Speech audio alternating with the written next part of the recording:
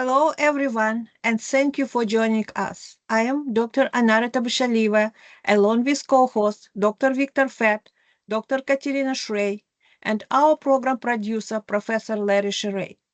We host a weekly discussion panel on Russia's war on Ukraine with guests from Ukraine, military experts, medical personnel, academics, artists, literary figures, and relief workers. Our panel is recorded and circulated nationally and internationally. We appreciate your comments and feedback. Special thanks to Marshall University Libraries and MUIT for making this weekly event possible. If you are joining us live on Teams, please feel free to use the chat to post questions for our guest. A quick greetings to our viewers in Ukraine from Dr. Katerina Shrey. Вітаємо наших слухачів в Україні з глибоким покліном. Ми далі свідки вашого страшного терпіння і також вашої великої сили. Дякую вам за вашу участь в нашій тижневій програмі. Thank you, Katerina. Today's guest will be introduced by Professor Victor Fett. Thank you, Anna. We are very honored and glad to welcome back Galina Itskovich from Brooklyn, New York, with a talk on her recent visit to Ukraine. Galina is a clinical social worker, developmental psychotherapist, and she lectures on subjects of trauma and child development. She is returning to MUkraine with her account of the recent developments in humanitarian and psychosocial support projects. Please, Galina, the microphone is yours. Thank you. I'm happy and honored to be back, and I watched some of the recent programs, and I must say that whatever I have to say is so much smaller compared to the scope of issues that you guys are delving into. However, this is really essential to talk about the mental health of the future, mental health of the nation now and going forward, and talk about the society that is being reshaped by the war, by the events of this war. And I'm, like I said, I'm happy to be back, and I feel that I know some of you more than others because of all your effort in helping refugees here and there, helping people who stay in Ukraine and helping those who are displaced and moving across the globe to seek safety. And so those of you who know me already heard about my kind of journey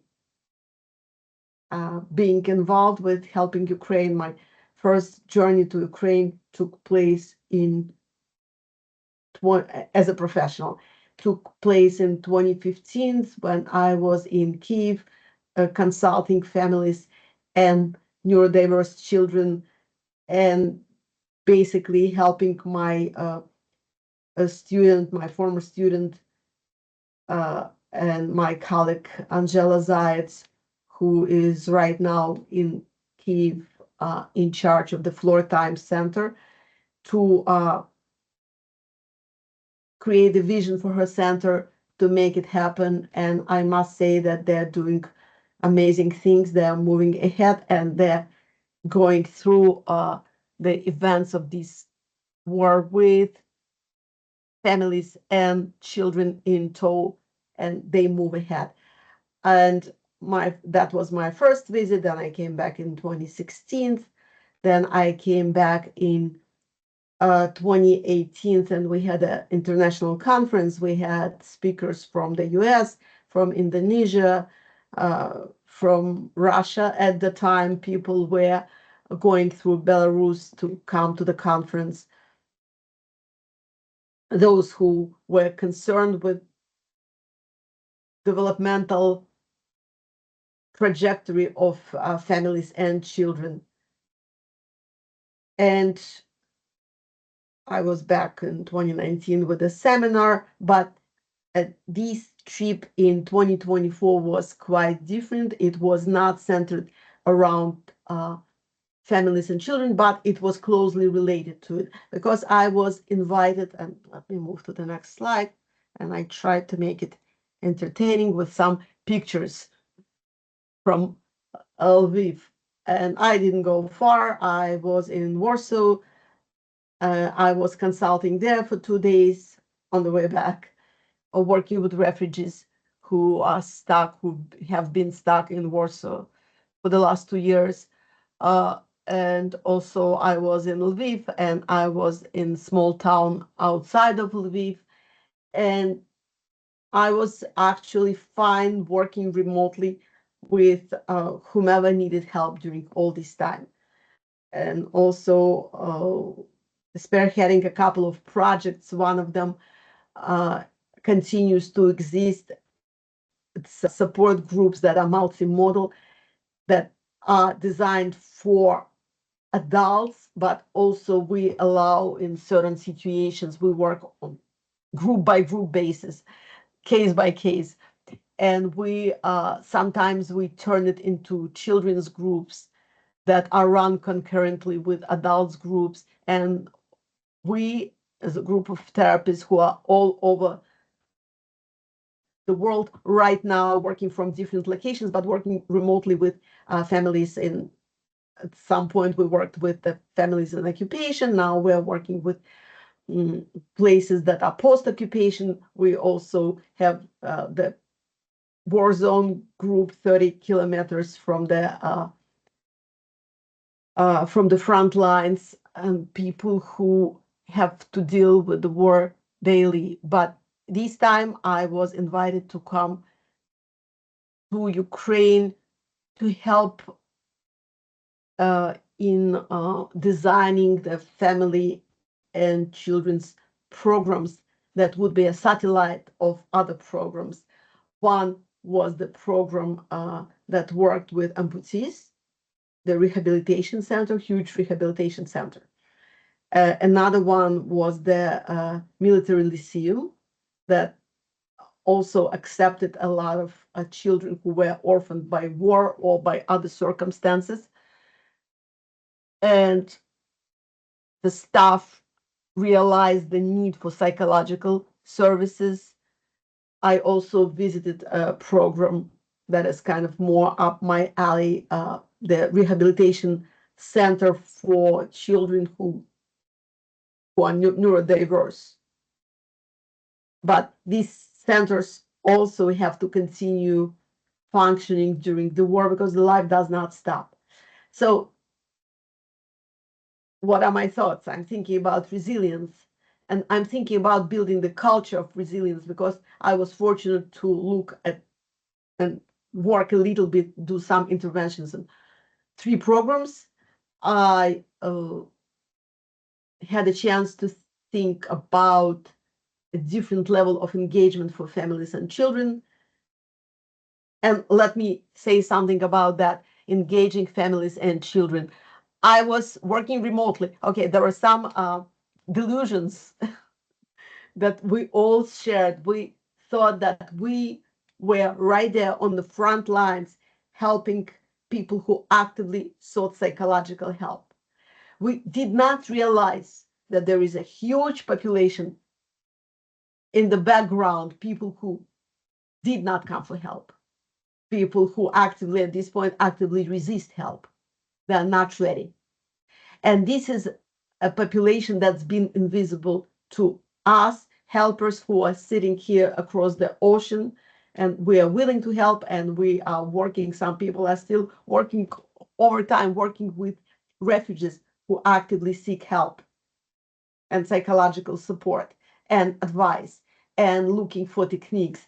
But there is a huge population that is not being serviced, and they need it the most right now. So yes, I parted from some delusions.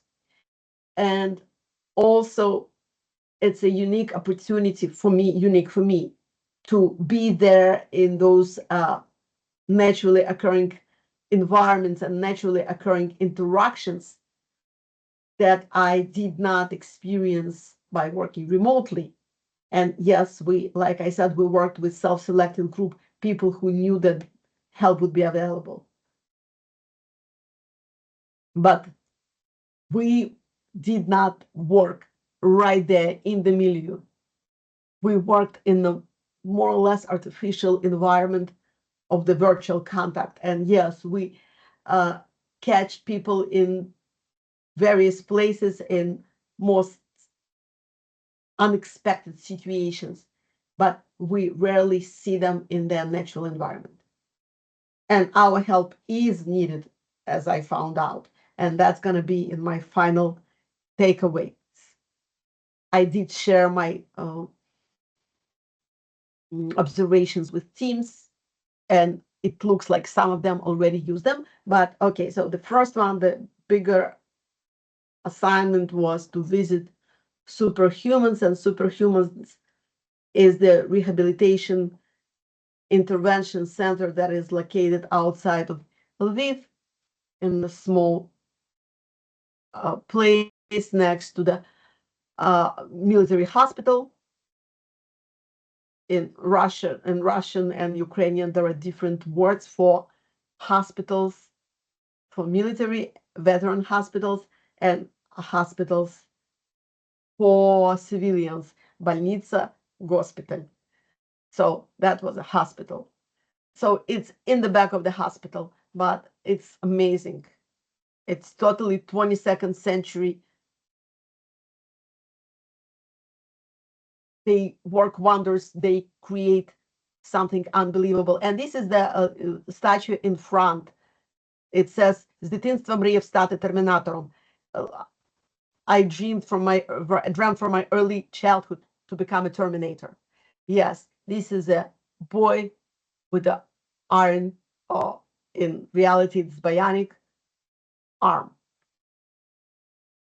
And yes, this place celebrates people who lost a limb, who lost extremities, who lost their faces. And they try to equip them to go right back. Some people go right back to the front lines. Okay, and I wasn't alone on my journey. I have a lot of friends, some are virtual friends, so we went from virtual to offline, and this is a friend from the program Self-Help, Sama Допомога. It's a newly founded NGO, but they existed since 2014. They worked very diligently in the front zone, in the war zone, providing psychological help to military and to civilians. They really worked door to door. They did a lot, and right now they're very active with the government. They work directly with Elena Zelenska. They work on issues of support for veterans. So for Vitaly, who drove me there to Superhumans, it wasn't his first time visiting Superhumans, and he just knew his way around, and he was happy to come back and to look at them again because they all work on similar issues, and these are issues that become the countrywide. It's the whole paradigm shift, how people with disability, with such traumatic disability, will reintegrate into the society. What will they do? And there are ideas and there are shifts. I'm afraid that if I stop the slideshow right now, it will kick me out for good. So, okay, I'll try to minimize.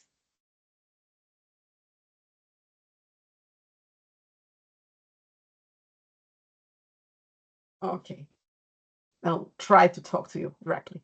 So what's happening is all these people are coming home, and when they're home, they face a very different reality. They were giving me examples of how well people adjust, and they were actually giving me examples of people who were civilians, who were just standing in their kitchens or walking to their corner store, and they lost a limb. And how well these people adjust.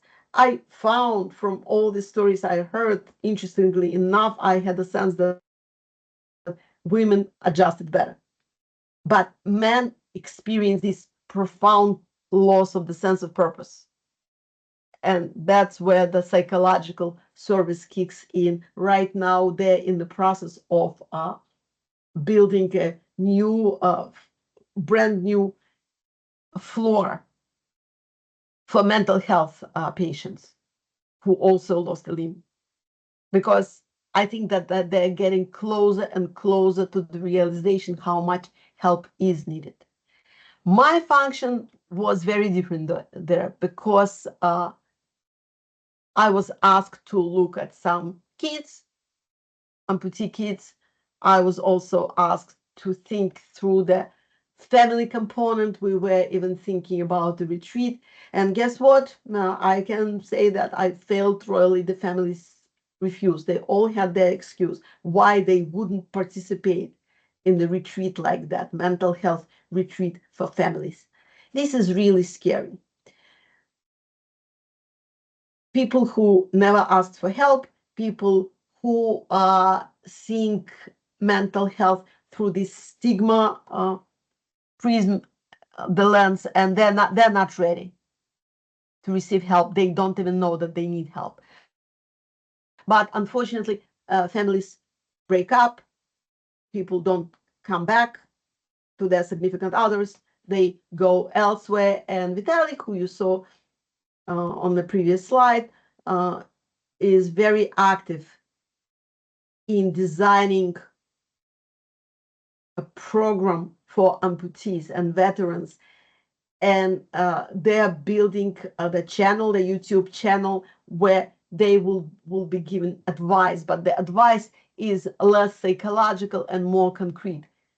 That's how you can type with your bionic hand. That's how you can do simple tasks. That's what you will do, how you're gonna lace your shoes. That's how you're gonna wash your dishes.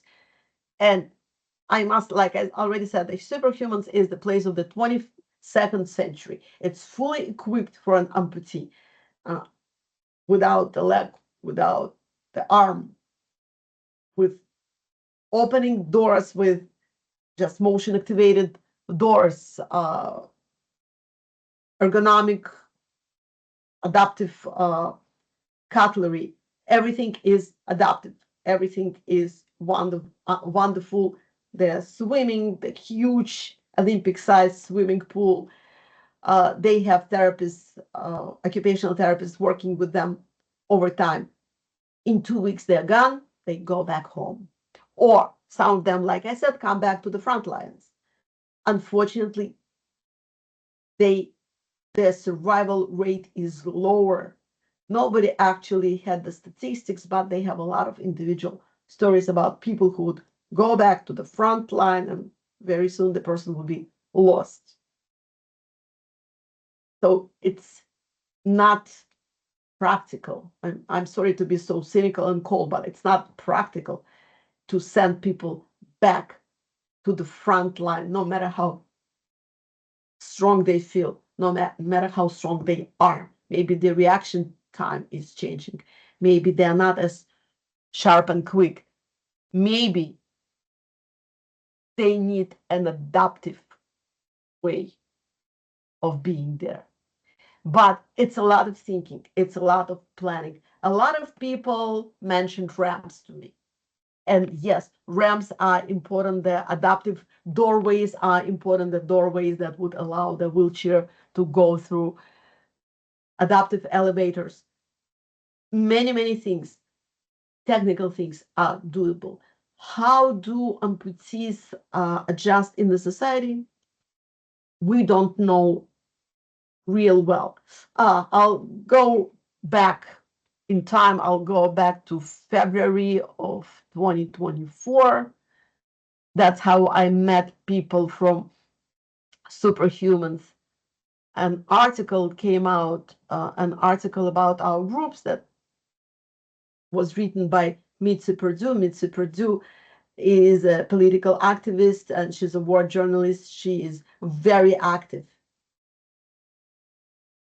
in this war, but also she promotes psychological mental health a lot.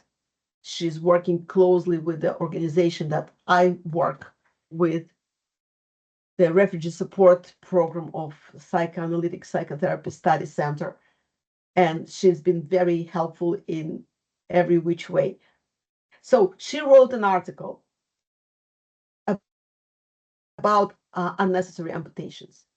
And she interviewed a lot of experts in the field, and they say that some amputations are being done only because of the misuse of all this highly needed medical equipment, first aid equipment that we all have been sending to the front lines. Yes, it saves lives. Sometimes people lose a limb because of the disrupted blood flow to the limb. Because if you have this tourniquet on for too long, you will disrupt the blood flow. It will be impossible to save the limb. Also, there are unnecessary amputations because these doctors had to retrain very quickly, and they were not equipped for so many injuries to the limbs. Many lower limbs because of the landmines. Mitzi is also very active in the field of demining. That's the whole huge field because occupiers leave behind the land literally stuffed to unbelievably stuffed with mines. And there are many injuries from private homes to just playgrounds. Everything has to be checked for mines. And people who step on the mine lose a leg. So there was also an issue of amputations being done too high, but that's a different issue. Anyway, it's a different society. It's the society of the amputees. It's important to start looking at these issues. It's important to become aware of these issues. Okay, do you still see my screen, my PowerPoint? Yes, we do. Yeah, okay, excellent.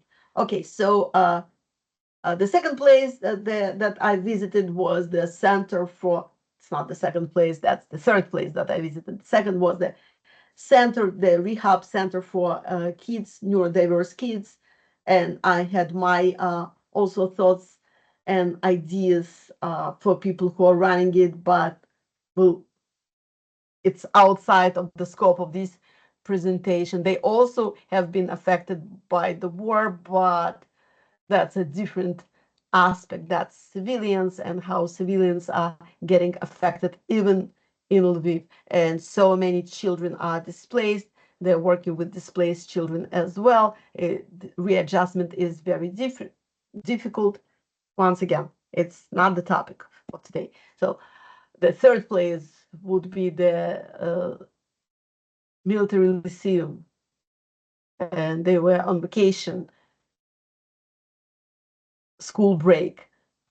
However, I met with the teacher there. The psychologist did not come to meet me, but she indicated that she was really interested in training because she's one psychologist for the group of 400 teenagers, and the issues of bullying come to the forefront. But also a lot of these kids, like I said, are orphaned and they need a specific work, and no one right now is equipped. They're actually scrambling. I suggested to them that maybe the model that they should look at would be student services, so they don't deal with this stigmatized mental health, but instead they receive student services that are more or less voluntary, at the same time maybe offering weekly groups to be on top of it, because the policy alone, they have all the right policies in place. The policy alone is not enough. It's not just you know, talking the talk, it's walking the walk, it's being right there where these kids are. And I looked at the issue of people, ordinary people who never received mental help, being kind of taken aback, saying that's not what we need. But other than that, Lviv is, I just got some pictures from you. Yes, I traveled by bus from Warsaw to Krakow and from Krakow to Lviv. It was an interesting journey in itself, and I think that I will eventually write about it. There will be an essay that will come out. But as you see, Lviv is alive and kicking, full of young people, full of life, trying their best to survive, playing all kinds of games, including these kind of using Putin's picture in the shooting ranges as an entertainment. Who can blame them, right? And in Warsaw, I finished with medical volunteering, where I saw some people who are stuck there for 2.5 years and who have nowhere to go, no way to come back because their homes are gone and no means to go forward to the rest of Europe, to the US, just stuck. And they have their own variety of issues that they're dealing with, not just depression and anxiety, but also substance abuse, various issues, family and children related. But once again, it's yet another aspect of what's going on. I'm just trying. It was a crazy, very packed trip, and I'm just trying to give you a sense of the scope that the war caused in the society at large. So my ideas, I'll share with you as well, is the change in the societal way of approaching trauma, PTSD, physical trauma, mental health trauma. And it's the whole idea. I think the next step should be a system of psychosocial support for the entire population, some sort of a contingency planning where people would be followed, there would be wellness visits, people would get the virtual support group and available support groups, pretty much like AA, maybe groups for veterans where people could just drop by. If you, by the way, if you try to look for an AA group, it's very simple. You just put in AA near me and tens of groups will pop up. There is a group somewhere every day. I think that this is a very good model dealing with a society where everyone has been impacted. People need to have places to come to where they are not shamed, they are not stigmatized, and they know how to support, how to get support, and how to support themselves and learn from each other. By the way, superhumans already have the peer-to-peer component, and I think that it needs to go on and on and on and include not just concrete, but also mental health help. So I guess that's the gist.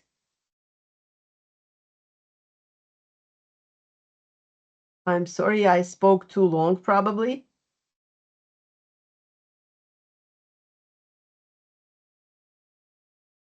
No, it's not long. It's amazing and moving.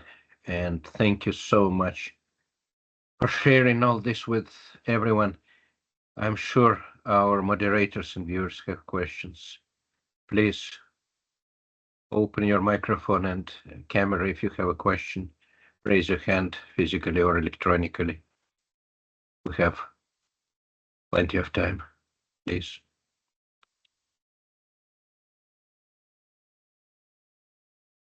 I can ask a question because I was Please. actually I co-edited a book about post-conflict peace building and what we do with children, with youth.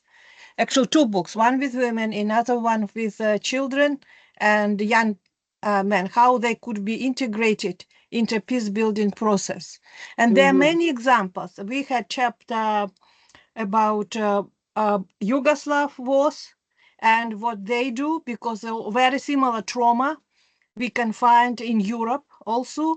And that's very important that researchers and practitioners identified traditional methods, traditions, how to address trauma and how to rebuild trust and normalcy, especially among the most vulnerable groups like women who were raped, or those who were actually had certain problems, also physical problems, and young people, and so on. And my question, I really appreciate your presentation because it's a very valuable that you identified the very important spot in the war, and it's not actually, there are not so many people talk about this. You're absolutely right. And I would like to ask a question regarding what kind of traditions, traditional methods or traditions you found there that was built for a long time and they actually revived, how church may actually play a role in dealing with this rehabilitation, and what's something particular you found in actually your during your field work. Thank you. Yeah, thank you. Yeah, and it's great. You're absolutely right. There are other countries, and well, you're an expert on the subject. Of course, you're right because you know it. But yeah, there are other countries. There are other experience of other European countries that they can draw from. The problem is that it's an ongoing situation. We don't know how long this war, none of us know, right, how long it will all last, but life does not wait. Life occurs right now.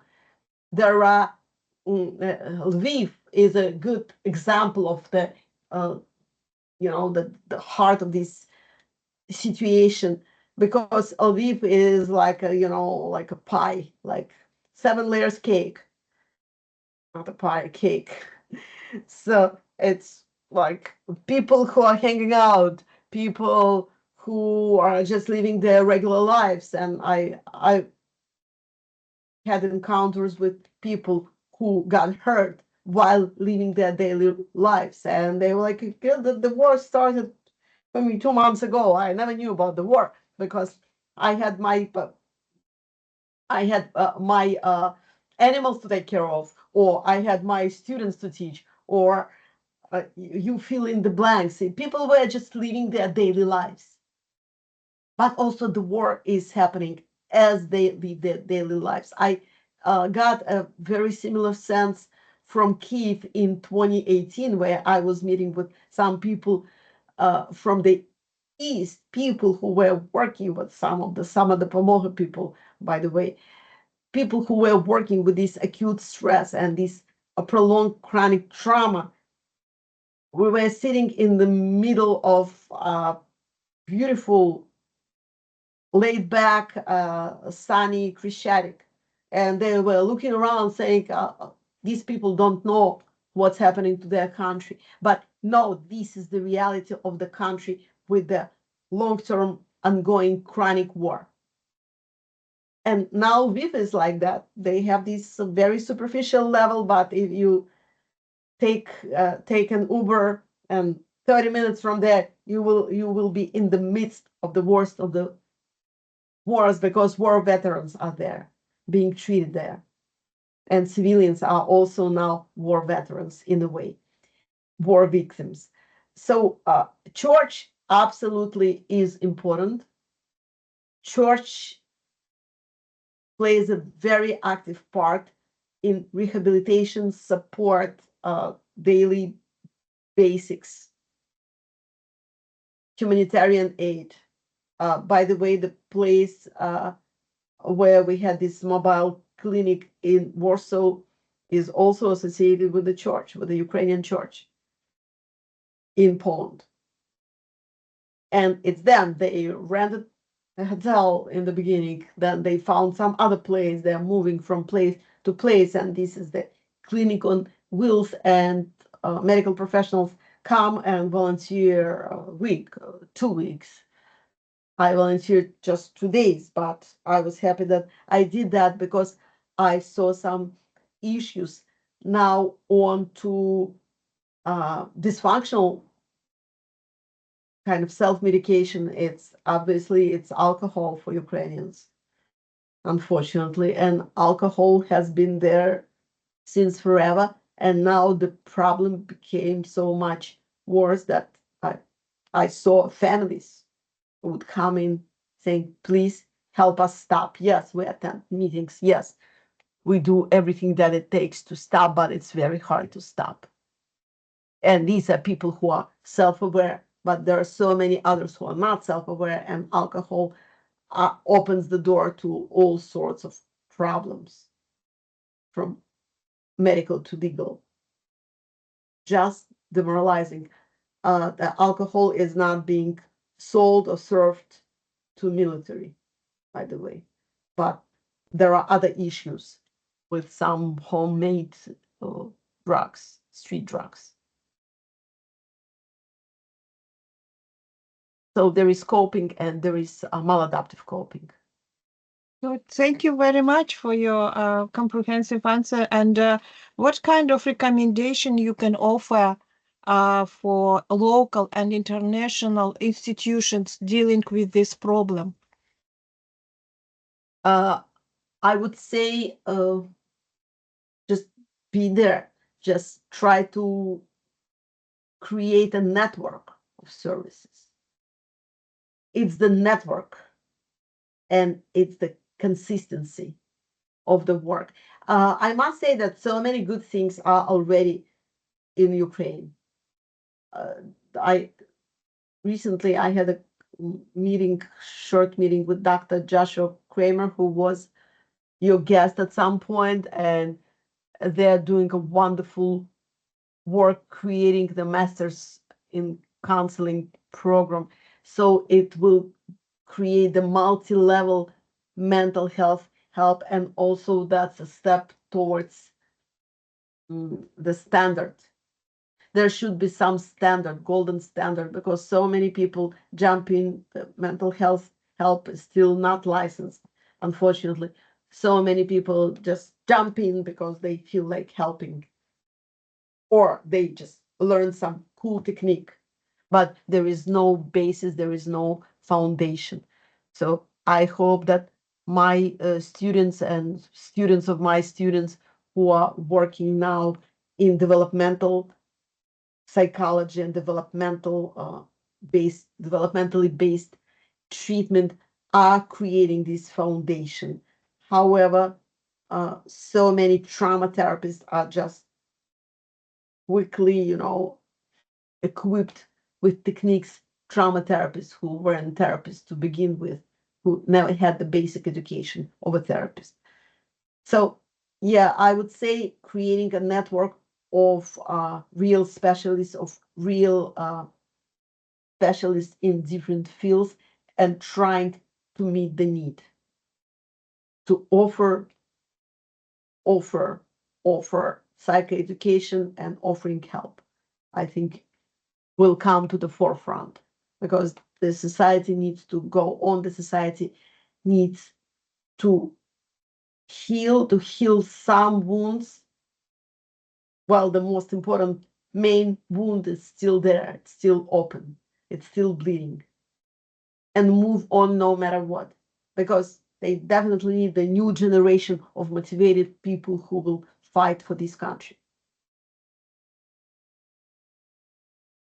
Okay, thank you very much. Thank you, Galina. It's very important you. and very moving. Thank you so much for your contribution and for being with us today. Do we have more questions, please, from panel or viewers? I see some new viewers today, but I hope, as most of our programs, it will be watched by those who want to learn in English across the country, across the world. You mentioned Joshua Kremeyer. We are very glad and honored to host him on this program. We hope he will come again.